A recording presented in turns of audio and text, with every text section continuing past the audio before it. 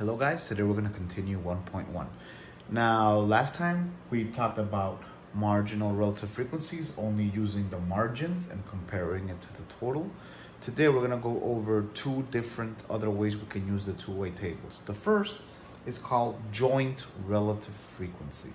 And the definition states joint relative frequency gives the percent or proportion of individuals that have a specific value for one categorical variable and a specific value for another categorical variable.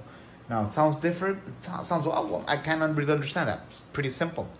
You're pretty much going to cross two of these variables in different categories and then compare that to the total. For example, now I can ask, how many people do not belong to the environmental club and own a snowmobile? All these people do not belong to the environmental club, and these are the people that both do not belong to the club and also own a snowmobile. So I'm going to compare that value to the total, divide, and that's going to give me my proportion or percentage. How many people rent a snowmobile and belong to the environmental club? Here, rent a snowmobile, belong to the environmental club. 77 out of 1,526.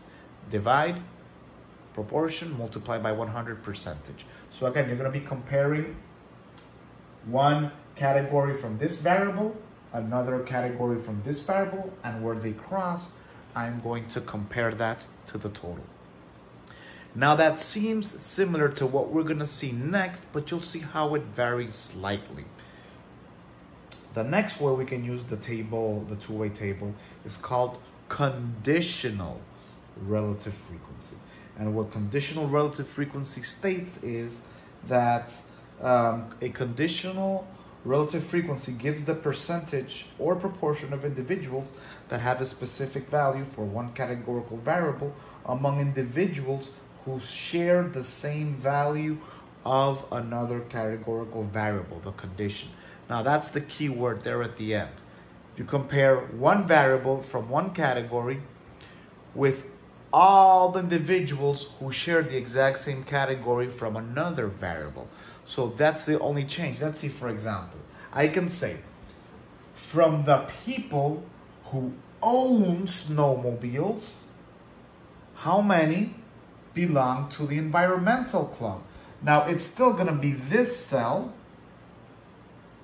but remember, the condition is from the people who own snowmobiles. So instead of comparing it to the total, I'm going to compare it to the number of people who own snowmobiles, because that is the condition. Let me give you guys two questions, one next to the other. One that's a joint frequency and one that's a conditional. For example, if I were to ask you, here's the question, how many people belong to the environmental club and rent snowmobiles? These both belong to the environmental club and rent snowmobiles. 77 people out of 1,526. Now, if I were to ask you, from the people who belong to the environmental club, which is all these folks, which ones rent snowmobiles? It would be 77 out of the 305 members that belong to the environmental club. So as you can see, whether we use the total or whether we use one of these as a denominator depends on the question. If it's a conditional or if it's a joint or a marginal. Marginal and joint always use this total. Conditional uses these, because the conditions would be do not belong to the environmental club. This would be the denominator. If the condition is they belong to the environmental club, this would be the denominator. If the condition is that they never use, this would be the denominator. If the condition is that they rent, the condition is that they own, this would be the denominator. Then you do your divisions. So pretty much that takes care of conditional relative frequency. Now, a little bit further down below, we can see the side-by-side bar graphs and also the segmented bar graph. That just breaks you, that breaks down. It's like a two-way table expressed in bar graph mode. We'll see that later with software, so don't worry about that. And the last thing we need to go over is what's called association. Now, association, the definition states, there is an association between two variables if knowing the value of one variable helps us predict the value of the other.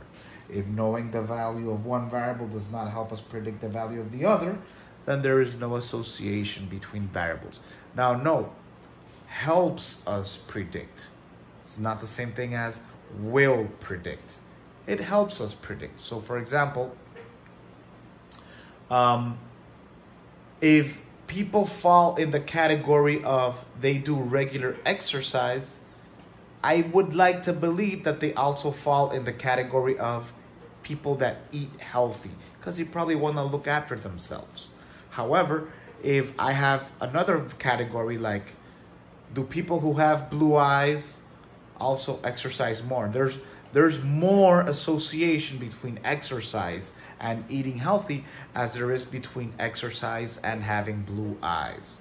Don't say that's pretty much a theoretical term. Now remember, helps us predict, won't always predict the value.